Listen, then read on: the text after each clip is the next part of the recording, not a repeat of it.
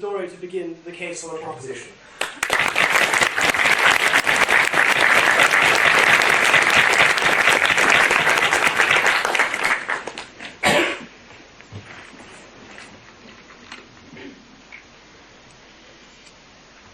Thank you. The crux of this conflict is that Israel wants a state, and all its neighbours want is for Israel not to have one. I want to thank the Durham Union for hosting this debate, and the speakers on all sides for coming out and engaging on this important and sad topic today. And I want to thank the university and the security staff for allowing it to happen. All the views I'm about to share are my own, but having given hundreds of speeches at the Durham Union before, I've never wanted to speak on a topic as much as I do this one. Sadly, not everyone agrees that it's important to engage, and some prefer shouting, blockading, threatening their fellow students, than trying to find a middle ground.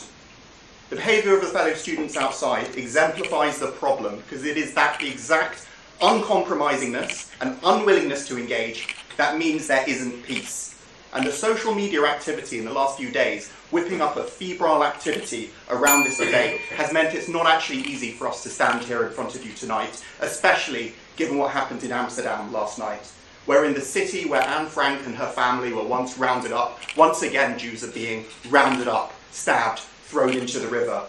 That is why we need Israel, because it's been happening long before Israel was ever founded, and we will not be silenced.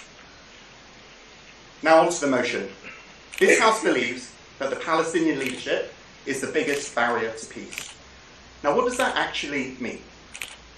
We're defining the Palestinian leadership as those who are actually in charge.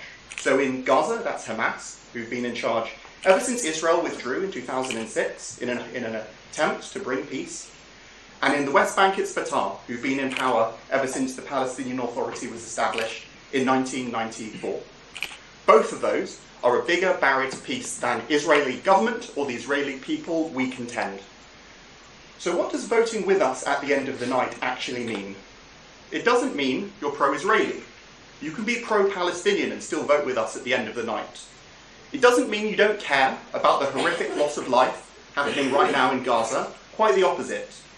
It just means that you believe in the status quo in the current day. The Palestinian leadership is letting its own people down, perpetuating a cycle of violence, and are more to blame for the lack of resolution than Israel.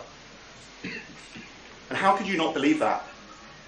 To not believe that, you'd have to believe that the side that in 1947 agreed to the UN partition plan to only 25% of the land is more to blame for the lack of peace than the side that refused that and immediately went to war in an attempt to drive every last Jew out of the land, even the Jews who were there long before that. You'd have to believe, to vote with the opposition, that the side that disagreed to a Palestinian state, refused to agree to a Palestinian state 5 times, is less to blame for the lack of peace than the Israeli side that agreed to that state all 5 times. And that was Fatah I'm talking about, the so-called moderates. The same moderates who pay their own people to commit terrorist attacks. The bigger the attack, the more they get paid. The same so-called moderates who won't condemn the atrocities of October 7th, who will forever define their own people as refugees, as the name UNRWA suggests, forever, until the people outside get what they want and the Jews are driven, every last one of them, from the river to the sea, who've not accepted Israeli existence, which has to be a prerequisite to peace.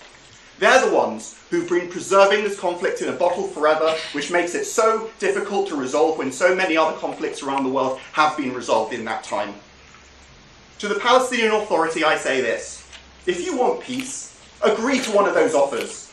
Give your people the dignity of a state, control over their borders, control over their economy and over their lives. Why not agree to that? It might not be everything you want, it might not be perfect right away, but it's better than the situation we have now. It's something to build on. And then there's the wars. To vote with the opposition, you'd have to believe that the side that always resumes conflicts in those brief periods in which there is relative peace is less to blame than Israel, the side that is always attacked in pogroms well before the foundation of the State of Israel, like the Hebron massacre. And then in 1948, in 1967, in 1973, in the Lebanon conflicts of the 70s and 80s, in the first Intifada, in the second Intifada, in Lebanon in 2006, I was there.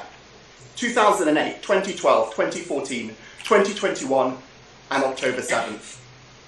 October 7th, that heinous attack, where amongst many other things, Hamas terrorists drank chilled water from an Israeli family's fridge, while in the same kitchen, an 8-year-old boy who lay dying consoled his older brother who'd lost an eye. And then there's been the war since then. To vote with the opposition, you'd have to believe that Hamas, that have turned down a ceasefire deal 5 times, is less to blame for the lack of peace than Israel, that agreed to all 5 of those deals. And I know what the people outside are saying. They're saying it's a genocide. I come from a Holocaust family. We should be a large family, but we're instead a small one.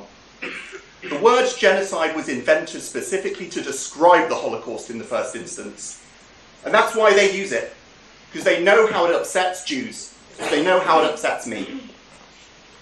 This isn't a genocide. If you look at other genocides, the Holocaust for example, the genocided party doesn't normally turn down 5 ceasefire offers, doesn't push back with clauses. For that it takes Hamas.